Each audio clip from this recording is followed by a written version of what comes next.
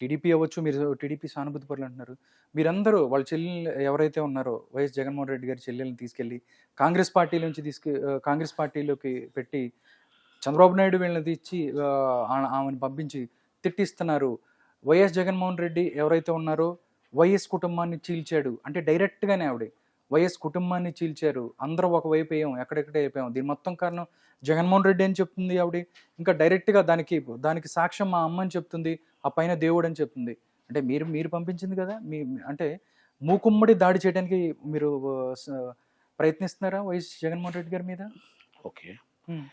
ఇప్పుడు జగన్మోహన్ రెడ్డి గారికి ఆమె ఏమవుద్ది? చెల్లెలండి. అవును. విజయమ్మ గారి తల్లి. తల్లి.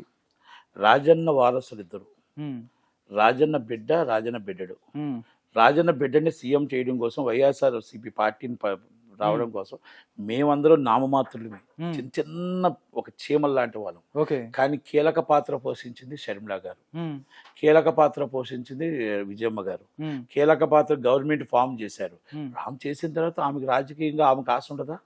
రాజకీయంగా రాజన్న బిడ్డగా ఆమెకు కూడా నాకు కూడా ఒక పదవి కావాలి, లేకపోతే ఒక ఇది కావాలి, ఒక ఆలోచన ఉంటుంది కదా. ఓకే. రాజన్న బిడ్డగా జగన్మోహన్ రెడ్డి గారికి ఎంత ఆశ ఉందో హ్మ్. ఆమెకు కూడా అంతే ఉంటుంది. ఆ వారసురాలుగా ఆమెకు కూడా ఉంటుంది. ఓకే. దాన్ని అన్నింటినీ మళ్ళీ రేపు ఫ్యూచర్లో నాకు నా చెల్లెలు వస్తే రేపు నాకు దెబ్బ కొడుతుందేమో అని చెప్పేసి చెల్లిని వదులుకున్నారు. హ్మ్. బాబాయ్ చనిపోయాడు. బాబాయ్ ఎవరు చంపారో తెలియదు. హ్మ్. చెల్లెల తర్వాత చెల్లెలు సొంతమ్మను వదులుకున్నారు. హ్మ్. తల్లిని వదులుకున్నారు. ఇంతమందిని వదులుకొని ఒంటరివాడు అయిపోయి ఏం చేస్తావు? ఈరోజు అందరూ వదిలేరు, హ్మ్. నన్ను ఆలు వదిలేరు, మా చెల్లి నీళ్ళు తీసుకొచ్చారు, కుటుంబాన్ని విడగొట్టారంటే ఆమె ఏం చెప్పింది? కరెక్టే కదండి. కుటుంబాన్ని విడగొట్టింది జగన్మోహన్ రెడ్డే. హ్మ్. సారీ, జగన్మోహన్ రెడ్డి గారే హ్మ్. తప్ప ఇంకెవరు కూడా కాదు అని క్లియర్ కట్గా చెప్పింది ఓకే. కదా. అవును. శర్మిలమ్మ గారు చెప్పారు కదా. అవును. ఇంకా ఆ విషయంలో మరి ఇంకెక్కడ మీకు తప్పు అనిపిస్తుంది? రెండోది, ఏ పార్టీకి ఆమె ఒక పార్టీ, జాతీయ పార్టీకి పిసిసి అధ్యక్షురాలు. హ్మ్. జాతీయ పార్టీగా ఏం చెప్తే ఆమె ఫాలోఅప్ చేస్తారు. చంద్రబాబు నాయుడు గారికి ఏం సంబంధం? హ్మ్. పవన్ కళ్యాణ్ గారికి ఏం సంబంధం? హ్మ్. పవన్ కళ్యాణ్ గారితో ప్రాంతీయ పార్టీ, జాతీయ పార్టీ చంద్రబాబు నాయుడు గారిది. హ్మ్. కనుక వాళ్ళ వ్యూహం వాళ్ళకు ఉంటుంది. హ్మ్. మన షర్మిలమ్మ గారు కాంగ్రెస్ పార్టీ నుంచి వచ్చారు. కాంగ్రెస్ పార్టీ బలపరితం చేయడం కోసం ఆమె దాంట్లోని ఆమె సీఎం అవడం కోసం ప్రయత్నం చేసుకుంటారు. తప్పులేదు కదా దాంట్లో. హ్మ్. రాహుల్ గాంధీ గారు ప్రధానమంత్రి అవడానికి ఎలా ప్రయత్నం చేసుకుంటారో సీఎం అవడానికి ఆమె ప్రయత్నం చేసుకుంటారు. రాజన్న బిడ్డగా ఆమెకు రైట్ ఉంది, అర్హురాలు. హ్మ్. కంపల్సరీ అన్నయ్యను ఓడించి రాజన్న బిడ్డగా ఆమె సీఎం అవడానికి ప్రయత్నం చేసుకుంటారు. తప్పే ఉంది దాంట్లో. రాజకీయాలు వేరు, హ్మ్. కుటుంబం వేరు. ఓకే. కుటుంబంలో అన్నయ్య బాగున్నావా అనేది మేనల్లుడి పెళ్లికి రమ్మంది. మేనల్లుడి పెళ్లికి వెళ్ళింది. మేనల్లుడి పెళ్లికి జగన్మోహన్ రెడ్డి గారు వెళ్ళారు. హ్మ్. అన్నయ్యగా ఆప్యాయంగా పలకరించారు. అక్క చెల్లెలుగా, అన్న తమ్ముడు చెల్లెలుగా హ్మ్. అందరూ కూడా ఆహ్వానం అయిపోయింది. పొలిటికల్గా వచ్చేటప్పుడు డిఫరెంట్ పొలిటికల్స్. ఓకే. అంటే మీ డిఫరెంట్గా రాజశేఖర రెడ్డి గారి ఆశయాల్ని మీరు అనుకున్నారు. రాజశేఖర రెడ్డి ఆశయాలు మీ దాంట్లో కరెక్ట్గా రావట్లేదు. హ్మ్. ఆశయాలు మీరు తుంగలో దొక్కారు కాబట్టి, ఆశయాలు కాంగ్రెస్ పార్టీ ద్వారా అవుతుంది కాబట్టి, ఆ కాంగ్రెస్ పార్టీ ద్వారా నేను రాజన్న పాలన నేను తీసుకొస్తాను అంటుంది ఆమె. హ్మ్. ఇప్పుడు 5 సంవత్సరాల్లో పోలవరం పూర్తి చేయలేదు రాజశేఖర రెడ్డి గారి ఆశయం. పోలవరం పూర్తి చేయలేదు. రాజధాని లేని రాష్ట్రంగా అయిపోయింది. హ్మ్. మొత్తం కరెంట్ లేని రాష్ట్రంగా అంధకార్యం అయిపోయింది. హ్మ్. ఈరోజు రాష్ట్రంలో రోడ్లు పాడైపోయాయి. మనం ఎంతసేపు టింగ్ టింగ్ టింగ్ అంటే సరిపోతుందా?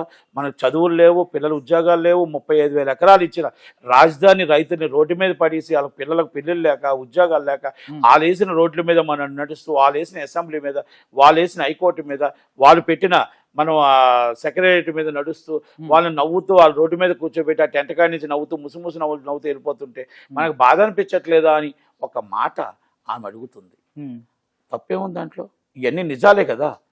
దానికి వైవి సుబ్బారెడ్డి గారికి ఎందుకు, సజ్జల రామకృష్ణారెడ్డి గారికి ఎందుకు, మరి జగన్మోహన్ రెడ్డి గారికి ఎందుకు? ఓటమిని చెప్పకనే ఒప్పుకున్నారు. ఆయన ఓటమిని ఒప్పుకున్నారు. నేను ఓటమికి ఆటోమేటిక్ ఒప్పుకున్నాను. అందుకనే కదా నాయకులు మారుస్తున్నారు, తీరుస్తున్నారు, కన్ఫ్యూజ్ అవుతున్నారు, ఇక్కడ అవుతున్నారు, అక్కడ అవుతున్నారు. జగనన్న ముఖం చూసి ఓటేస్తే నన్ను చూసి ఓటేస్తారు, మిమ్మల్ని చూసి ఓటే కాదని నించోబెట్టచ్చు కదా. 2019 లాగా ఎందుకు ఇప్పుడు భయపడుతున్నారు? ఇప్పుడు ఎందుకు నాయకత్వం మారుస్తున్నారు? ఇప్పుడు ఎందుకు ఎమ్మెల్యేలు మారుస్తున్నారు? ఇప్పుడు ఎందుకు ఎంపీలు మారుస్తున్నారు?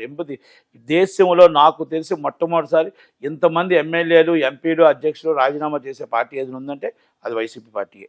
ఓకే. కనుక 2024 దాకా అవసరం లేదు. 2024 స్టార్టింగ్ అయితే స్టార్టింగ్లోనే మన గవర్నమెంట్ వచ్చిన దాకా అవసరం. స్టార్టింగ్లోనే ఆటోమేటిక్ గవర్నమెంట్ పడిపోతుందని అర్థమైపోతుంది. వాళ్ళకి అర్థమవుతుంది, జనాలకు కూడా అర్థమవుతుంది. నా వెంట్రుక కూడా పీకలేరు అన్న ఒక వ్యక్తి హ్యాపీగా దిగిపోతా అన్న స్థాయికి తీసుకొచ్చారు మీరు. మేమే ఏంటి? ఎవరు- ఆ? ఎవరికి మీ ప్రజలు టీడీపీ అవ్వచ్చు, మీ ప్రజలు ప్రతిపక్షాలు అవ్వచ్చు. నిర్ణయితులండి. ఆ? ప్రజల నిర్ణయితులు. ఆ. ప్రజల చేతుల్లో ఒక పవర్ఫుల్ గా ఓట్ బ్యాంక్ ఉంది. ఉమ్, ఎస్, ఓటు పట్టుకొని రెడీగా ఉన్నారు. ఉమ్, ఎప్పుడు ఎలక్షన్ పెడితే అప్పుడు ఓటు వేయడానికి రెడీగా ఉన్నారు. ఎవరిని ఇక్కడ తెలంగాణలో ఓటు వేసి చూపించిన ప్రజలు ఎలా ఉన్నారో ఆంధ్రాలో కూడా ప్రజలు ఉన్నారు. ప్రజలు మీరు కలిసి 5 సంవత్సరాల క్రితం అక్క అమ్మ రండి నన్ను ఒక్కసారి ఛాన్స్ ఇవ్వండి అని అడిగి మీరు అందరూ మీ కాలు ముందు తిరిగి మీ పాదయాత్ర చేసిన వ్యక్తి ఈరోజు 5 సంవత్సరాలు హెలికాప్టర్ మీద ఫ్లైట్ మీద తిరిగారు తప్ప ఒక్కరోజు కూడా భూమి మీద తిరగలేదు, ఒక్కరిని కూడా కలవలేదు. ఒక్కరోజు కూడా ఒక కార్యకర్తను కానీ ఒక నాయకుడిని కానీ ఎవరిని కలకుండా ఇంటి ముందు కంచేసుకొని నేనే రాజుని నేనే మంత్రి ఎట్లా పాలన చేసిన వ్యక్తులు ఎవరైనా ఉన్నారంటే అది కేసీఆర్ గారు, అది జగన్మోహన్ రెడ్డి గారే. కేసీఆర్ గారిని ఇంటికి పంపించినట్టే ఆ జగన్మోహన్ రెడ్డి గారిని కూడా ఇంటికి పంపిస్తారు. జనాలకి దూరం అవ్వచ్చు, ఉమ్, జనాలకు 5 సంవత్సరాలు నువ్వు దూరం అయ్యావు. 5 సంవత్సరాల దూరం తర్వాత ఉమ్. మళ్ళా జగన్మోహన్ రెడ్డి గారిని ఎట్టి పరిస్థితుల్లో నాయనా నీ పాలన మాకొద్దు, నువ్వు జనాల్లో కలిసే వాళ్ళు కావాలి, జనాలతో మాట్లాడే వాళ్ళు కావాలి, జనాలు బాధ అర్థం చేసుకునే వాళ్ళు కావాలని 2024 ఓటరు తీర్పు ఇవ్వబోతున్నాడు. ఓటరు తీర్పు రెడీగా పెట్టుకొని కూర్చున్నారు. ఉమ్. చంద్రబాబు నాయుడు గారిని, పవన్ కళ్యాణ్ గారిని గెలిపించడానికి రెడీగా ఉన్నారు.